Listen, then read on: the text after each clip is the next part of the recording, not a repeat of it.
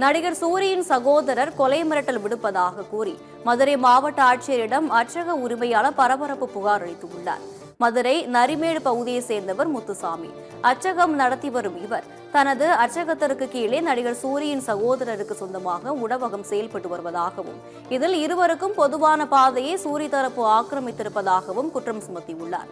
இதனால் ஏற்பட்ட தகராறில் கட்டட உரிமையாளருக்கு கூடுதல் பணம் கொடுத்து தன்னை காலி செய்யும் முயற்சி நடப்பதோடு கொலை மிரட்டல் விடுக்கப்படுவதாகவும் கூறி மதுரை ஆட்சியரிடம் முத்துசாமி பரபரப்பு புகார் அளித்துள்ளார்.